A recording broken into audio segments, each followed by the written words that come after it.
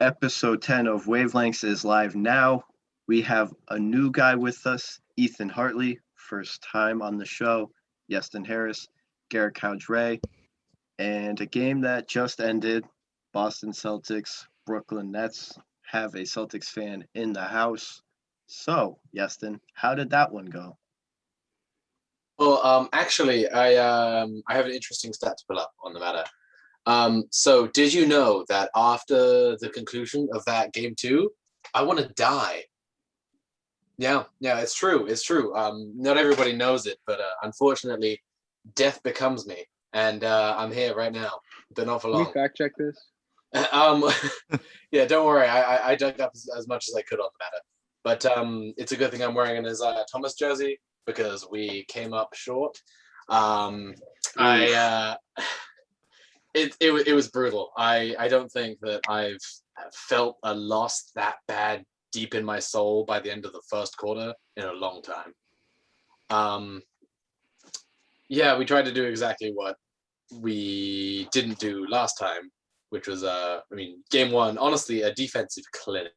If we'd had a single playmaker out there outside of Jason Tatum and Kemba Walker wasn't playing with, I don't know, like 6 broken legs or something, we would have had that we probably would have taken that game home. Jaylen Brown doesn't get injured before the postseason begins. We probably take that game home. It was absolutely brilliant. The team was well coached, and it's just credit to the sheer amount of talent on the Brooklyn roster that we lost that one. This one, we try to do the opposite of that. We sort of try to keep the pace high and just hit our shots and, just outshoot them, which is quite frankly the dumbest thing I've ever heard.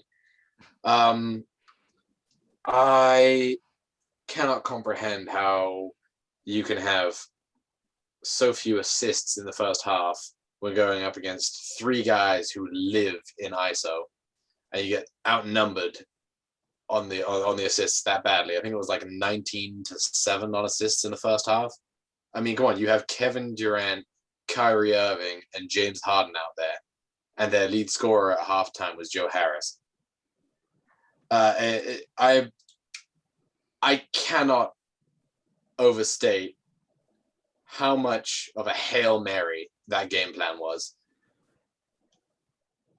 You don't try outscoring an offense with that many playmakers. You play consistent, solid defense, make good adjustments, and hope that on the other end you can put up enough points to counter them.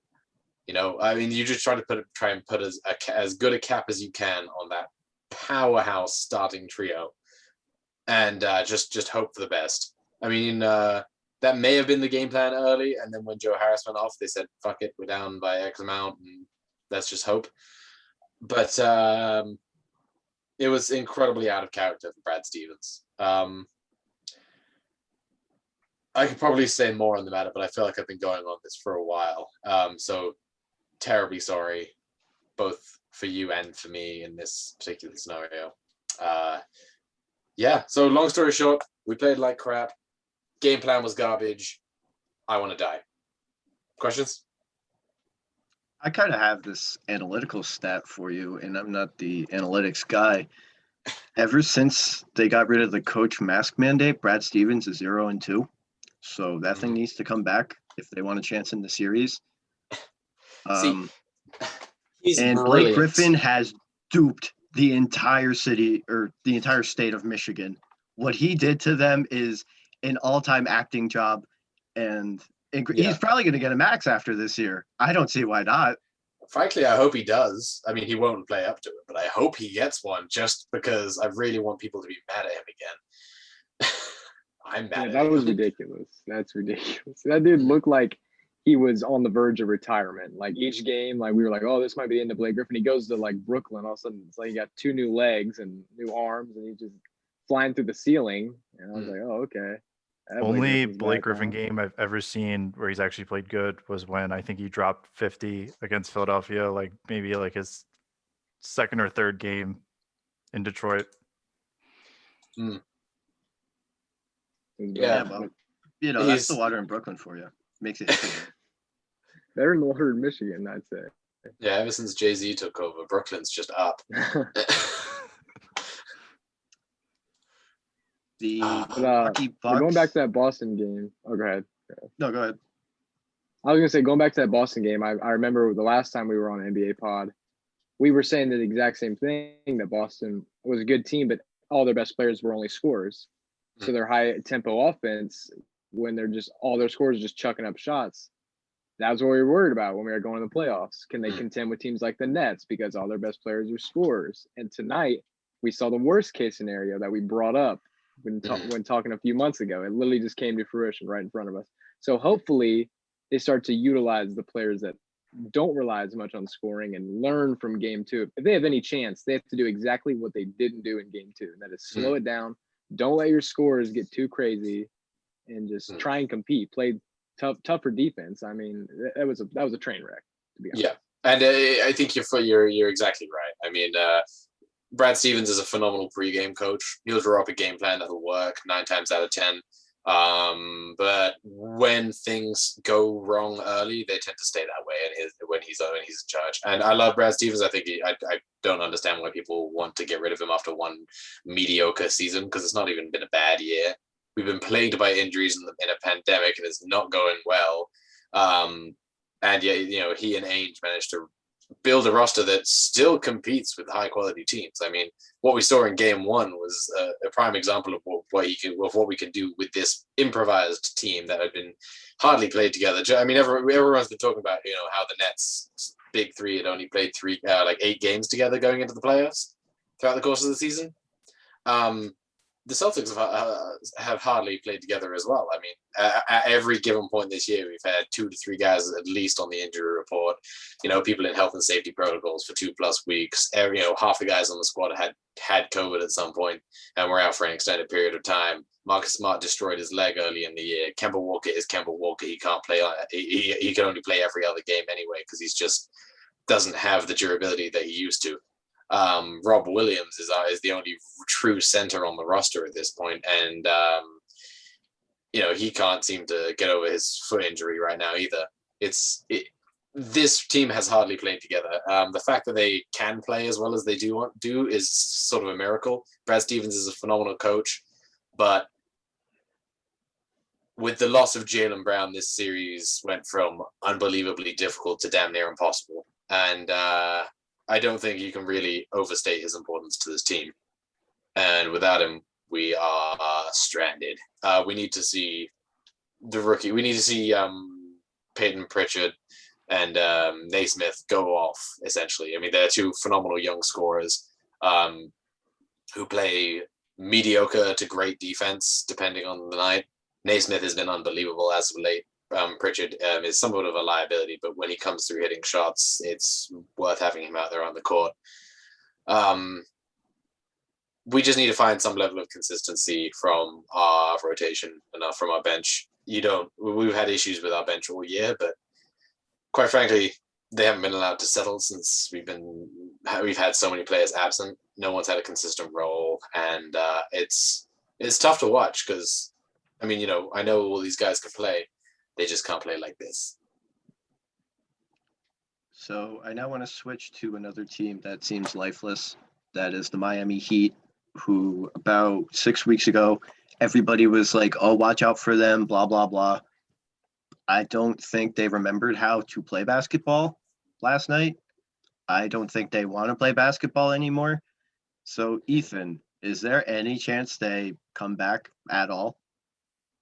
No. I mean, in the bubble, obviously they upset the Bucks, and I believe it was 6 games, and it was in pretty good fashion. But despite kind of the same roster coming in this year, it just hasn't been that way. I think it's just kind of like all the memes that they're saying about the Lakers. I think it's the same about Miami. They're just not in Disney World anymore. So that's all you could really say about it. But they also really fumbled on the Oladipo trade. I think a lot of people aren't even bringing that up. It's like, while it was a steal on paper, I don't even think he's played a game. And if he has, it's been like 3, and he's done like nothing. Yeah, it's sad when you make it in and then everyone's like, oh, watch out. And then you just throw up back-to-back uninspiring performances. And you're just like, well, where do we go from here? And then Last night we had Clippers Mavericks. That went how we all thought it would. And then Paul George, you know what you're going to get with him now. Yeah. The I mean, Mavericks, as for the Heat here, I think that I maintain that this Heat team could get hot at any given moment. But the thing about them last year is that they had that short little run right before the playoffs started, that little bubble run before they hit the postseason, where they got to, gather their strength, begin to work well as a unit, focus on one thing and one thing only, living in a bubble, playing basketball together all of every day. And they built great chemistry very quickly, and it worked. And a full year later, they don't have that same punch. And losing Oladipo, I mean, it was a brilliant trade on paper, and it was an absolute steal. And I maintain that if he could play, then then this team would look much more threatening than they just did. I mean, their first game went to overtime. They're still capable of getting hot at any moment. They're still capable of beating anybody in a 7-game series. You just got to win 4 games out of 7. I know that I make that sound easy, but that's to prove a point. I mean, it is really just a few games, and you go on to the next round, and you can start all over again. But this felt like a sort of a purging their sins type game for the Bucks. I mean, they got knocked out of last year's Eastern Conference semis by this Heat team. In that 5-game series. The Bucks stole Game 4 narrowly, by a shot. But Oladipo brought something to the roster that the Heat needed, and they're not the Heat that we expected to get without him. So I actually did lie.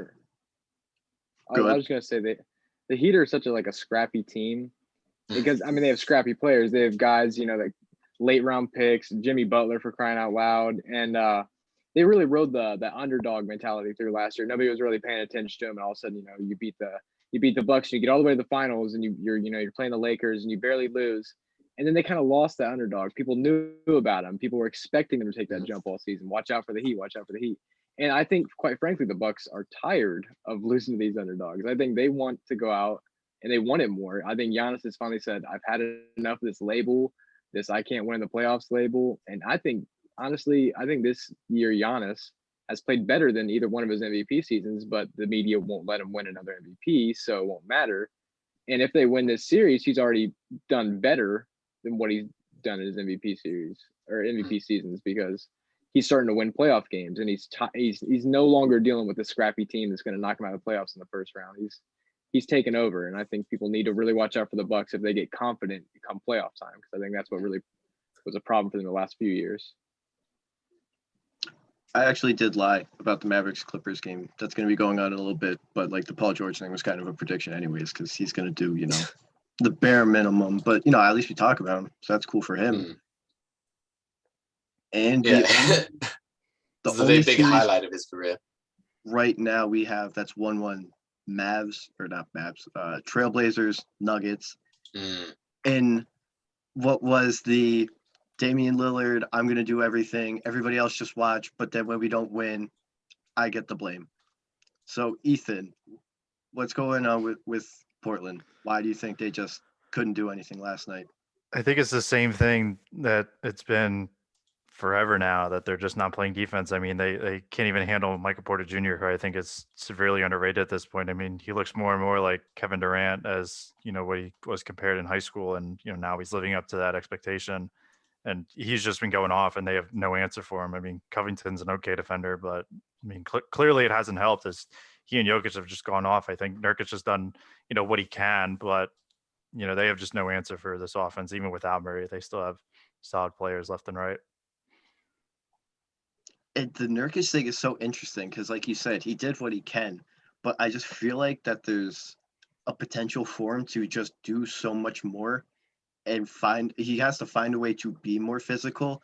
Obviously, on a team with Damian Lillard, CJ McCollum, and then at times Carmelo Anthony, you're not going to be able to do a lot on offense. But at least on the other end, you want to see the full maximum effort you can get out of your biggest player you have. He has to be that anchor that I feel like Embiid is on defense, and he's just not that. It seems like every time like he's right there, it's when he always gets hurt by doing something, like either breaking his hand or his leg or something. And Yeah, I then think people need to give Aaron Gordon. I was going to say, I think people need to give Aaron Gordon a lot of credit for the Nuggets win last night, because you've probably seen it all over social media, the way he stepped up and said, I'll guard Dame, and held him to 10 points on 2 of 9 shooting in the second half after Dame exploded for 32 points in the first half.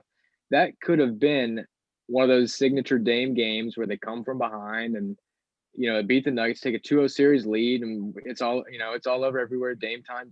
But Aaron Gordon, he prevented that from happening. You hold him to 10 points on a pretty poor shooting in the second half. And I think people really overlook that, of how important defense is, especially when you're playing a guard duo like Dame and McCollum, a team made to win high scoring back and forth games. And you just say, we're not going to allow it to become a high scoring back and forth game. We're going to lock down your best player so we can hold on to our lead in the second half. And I think they did that perfectly. And I think that's the reason they won. Yeah, with the Nuggets and Jokic especially, I think after the first game, whether it was an overreaction or not, we were like, oh, well, he'll get his MVP, but without Murray, it's not really his fault. But I don't like that idea of, because he doesn't have Jamal Murray, if he still loses in the first round, like, it's okay. He's still going to be the MVP. So you would think that even if he's by himself, he should beat the 6th seed. And especially losing the first game probably just put a lot of pent up, Dame appreciation and Trailblazers hope that they'll actually do something for once to the forefront. And the Nuggets held it down in Denver. And now maybe they have enough momentum to possibly propel them to win the series when a lot of people didn't think they would. Yeah, I mean, we all knew this series was going to be going 6 games minimum, right from the get-go. Just because, quite frankly, you can't contain this Portland team forever, but they do have their flaws. I mean, the Nuggets deserve to be the 3 seed right now, and they really are only a couple teams in the entire NBA that played better than them throughout the course of the season. But you're 100% correct. If Jokic is the MVP, then you would expect him to put up the kind of performance that could lift his team through the first round of the playoffs, even missing Murray. I mean, Murray didn't just go down the other day. I mean, this team has had enough time to adjust and make them, and figure out how to win. And they haven't been on the descent since he went down either. I mean, Jokic has lifted this team, but you would expect him. You would expect this level of play from him. And you're right, losing that first game, I think, put a bit of a fire under them though. They clearly needed people to step up and make good adjustments, but they're also playing a team that gave up 114 points per game throughout the course of the regular season, and which is the 2nd worst amongst playoff teams. These stats per Julian Alvarez, you may know him from the Wavelengths podcast. This team has everything they need to put Portland away. Portland are going to make a fight out of it, but the Nuggets deserve to be the 3 seed. And they have enough weapons around them, enough both on offense and defense to make this to compete with any team in the NBA. They should put them away. I'm shocked nobody's brought up the Grizzlies yet. Yeah, that's where they just beat the Jazz. They just beat Steph Curry in the play-in game, and then just knocked out the Jazz in the first game. I mean, Ja's playing like the guy that we all wanted Ja to be. He didn't take a huge step in his second season. He wasn't bad, but he didn't take that huge step. He's lately looking like he's taking that step. Dylan Brooks looks amazing. Valanciunas is looking like a great defensive player and a great rebounder, which is exactly what you want from him. And if Jaren Jackson sucks right now, so if Jaren Jackson starts playing like we know Jaren Jackson can play, like, are we thinking upset? I mean, I know there's plenty of articles, and I can't remember who wrote it, but somebody wrote an article like, are the Jazz one of the worst 1 seeds of all time? Like, are we going to see an 8 seed upset them? I mean, it's looking like it's possible right now. I mean, well, the simple answer is that Donovan Mitchell didn't play. So I don't think Yeah, you that's can. true. I don't think you can really put that kind of label on it yet after one game. But I mean, what was it? A 3-point win? Yeah. I mean, Donovan I think it Mitchell was obviously has the capability to completely flip that with, dropping probably 30 a game. Yeah, so I'm on a bit Yeah. of a hot streak of correctly predicting things on this program. So whatever I say is probably going to be what happens. So no upset. Maybe I'll let them get 6. Jazz in 6. I think this is a respectable take. I think that I think that this Grizzlies team has enough fight in them to win one more, but quite frankly, it is a matter of fact that Donovan Mitchell will come back for game 2, and he will put them away. This team they're literally the number 1 seed in the entire NBA. You can't with no major faults happening, unless half the starters have now spontaneously broken their legs in practice. Unless you get some horrific event like that, this doesn't just flip on its head like that. 8 seeds don't beat number 1 seeds pretty much ever. I wish I had the stat lined up for it, but it doesn't happen. There's a reason these teams are 1 seeds. They're dominant in several areas. They got such phenomenal, consistent performances throughout the course of an entire season. Do you really think that they're going to hit the playoffs and just hit a wall? No. They beat these teams regularly for a reason. Philadelphia did when Derrick Rose tore his meniscus for the first time. I think that was the last time, honestly, when 1 seed lost. Exactly. Like a catastrophic event that changed the course of the entire series. You can't expect that. You can't predict that, but that's the only thing that's going to stop Utah from hammering down on Memphis. They got taught a little lesson here. They don't get to be lazy. This is the playoffs. Now hopefully they've learned it and they can finish them off. Donovan Mitchell just needs to protect his meniscuses. That's what we're learning right here. For the rest of the series, he needs to. Yeah. Keep his sweatpants on during the game, just in case. Yeah, a little bit of extra protection. On the topic of the Philadelphia 76ers and Derrick Rose, both of those teams are in action tomorrow. So, Ethan, if you want, just say the final score that the 76ers win by, and then I think we'll have that covered. 20. Ooh. Yeah, I mean, that's not too far out there. Kind of hard to disagree with. 20. They'll win by 20. I mean, I can see it, but they're either going to win by 20 or they're going to lose by 20 because both those teams are the biggest boomer bust teams. They're playing each other. Like it's Washington's kind of weird best watching chance was game 1 when Embiid went out with fouls early and Simmons was as passive as he's ever been. That's not going to happen every night. I mean, maybe Russ goes off for like 45 in a game, but on like 38 shots left. Yeah. But he'll be against Ben Simmons, which is my defensive player of the year. Yeah, I can agree with that, no doubt. I could disagree with the Ben Simmons depoy. I could disagree with that pick, but I can agree that Philly really did. If Washington were to win a game, it would have been game 1 because of those. I mean, just like how Boston, we should have won game 1 just based on the ridiculous defensive performance you put up. I mean, in order to beat a high-ranking top seed, a real threat of a team, you need to. You can't just play the best game of your life. You also need them to be playing the worst game of their lives. There is such a massive difference in talent. This isn't a 4 and a 5 seed playing each other.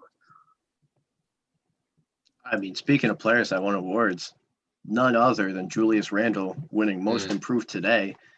Gonna get some MVP love. So, the Knicks got to win tomorrow. I mean, de Blasio is talking about Trae Young, which, good. And then a bunch of Knicks fans are going to wear bird stuff because, of course, Trae Young's afraid of birds. So, I mean, Knicks in 5, right?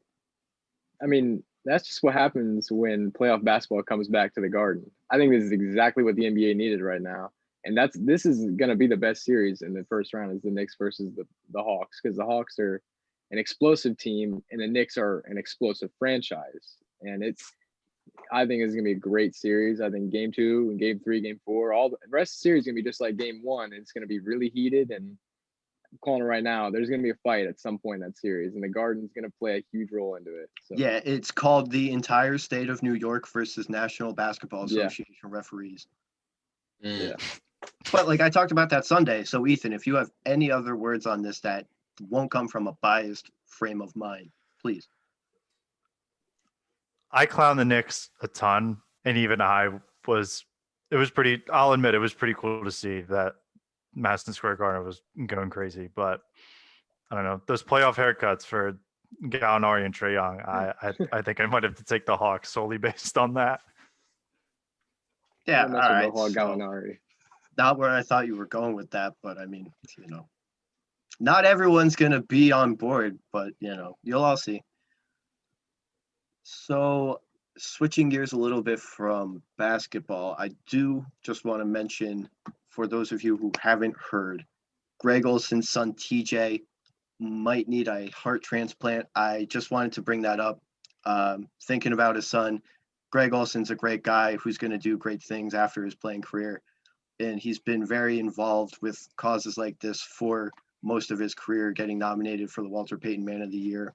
So I just hope for him and his son that they're able to have success, and hopefully everything works out for the best for them.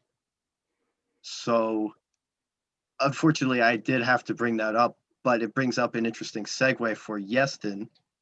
The Sports Wave does have a new project coming up, if you would like to tell us a little bit about that. Right. So the project we're working on right now is it's a new pod coming out. My name is Sideline to Sideline. It's exclusively TSW ownership and some of the best minds from within our exceptional draft team, who you may have seen their absolutely incredible coverage that they put up through the course of the pre-draft process this year, and the fact that they continue to pump out content even after the draft's over. It's an interesting union of a lot of the most informed football minds inside of the Sports Wave, and it's coming real soon. Should be early June, and we're gonna have a lot of great content for you on there. So come check it out. Yeah. So basically, without saying it, you brought up Tolva. So, like, if you just want more Andrew Tolva in your life, but, like, now you get to hear him, too, be sure to check it out, June 9th, Sideline to Sideline on Twitter. So, yeah, that should be a very good project. And then a lot of basketball still to come. And Garrett is going to be a graduate tomorrow. So, good job studying and showing up. I mean, thank you. That's all you have to do, really, right? You just like show up, put your name on a few things. Yeah, just copy a few people, get this done, get that done. You get to walk with a little fancy hat on. That's basically where we're at right now. Although I do have to wonder, after all that time that you spent, learning stuff to get to the point where you got to graduate, how did you not learn how to put up a virtual background? What is that behind? Hey, man, this is not virtual. This is. Okay, first of all, shout out my neighbor, Mark, okay? He on draft night, he saw it, and he saw the little thing I had set up. He's like, you need a fake background. He sent me these, and this is a little tarp, and I got it set up. I thought I did a pretty good job. Yes, I didn't really appreciate you calling me out like that, man. Well, I had to. I see the little clips in the corner. I kind of flipping around, but we don't worry about that, man. Yeah, I'm in an office. Yes, and if anybody asks, I'm in the office right now, talking up some NBA playoffs right now. Next, you're gonna put on one that's all grass, and you're gonna be outside. I have a beach one, and I'm just gonna bring that out next podcast. Yeah, so next time you guys have me on, make sure you remind me to put up the beach one, because I like that one a little bit more, I think. But yeah, something to tune in for next time. Yeah, this was the pilot episode. This was the warm up round. Didn't want to get too crazy and go to the beach on the first round. Yeah, I mean, this is his workplace, right? Yeah. Okay, can't be too casual now. With your impending graduation, what's the powerhouse of the cell? Mitochondria. I don't know what a credit score is. I don't know what a credit score is. I don't know how to pay taxes. Mitochondria is the powerhouse of the cell, though. That's all that matters. Probably like a bad thing to just like admit that you don't know how to pay taxes, because like. Hey, who did know how to pay taxes though? Really? Yeah, but like you don't like say that out loud though, because the IRS doesn't know like when this will be from. I know what student loans are. So that's great. Yeah, they like to teach you all about those. Yes, yeah, we're learning quickly what those are, but nothing else really. Yeah, mitochondria and student loans. That's about all I got. Mm. 18 years old, by the way. But all we got. So that is going to be all the time we have for episode 10. We will have some more NBA coverage later on in the week. Probably when the Wizards are on the brink of extinction, I'll have Deontay here. He'll share his thoughts, probably not talk a lot. Ethan will just be laughing somewhere about it. I'll talk about the Knicks. Maybe we'll get Wayne Diesel because he'll definitely give me something that everyone will want to hear. Yeah, Wayne will have something. It also depends like how it goes though. Like I might not even want to talk about it, so I wouldn't want to subject him to that. If we're really lucky, we'll get the Celtics and the Wizards eliminated on the same night. We can just have Iestyn and Deontay on, and we can all just shut up. Yeah, no, we can have just Ethan here, just like throwing out stats, being like, "Yeah, Embiid didn't even play that well," and you know. I don't think you want to. I don't think you want to see, post game 405 Celtics and post game 405 Wizards fans. I'm trying to give us credit and give us a win in these series, guys. Yeah, we'll take 5. I feel. You don't want to see us then. It'll just be a lot of screaming and crying. At the SportsWave official, at Wavelengths Pod, the sportswave.net/apply. Big thanks to Ethan, Iestyn, and Garrett, and we will see you guys on the next one very soon.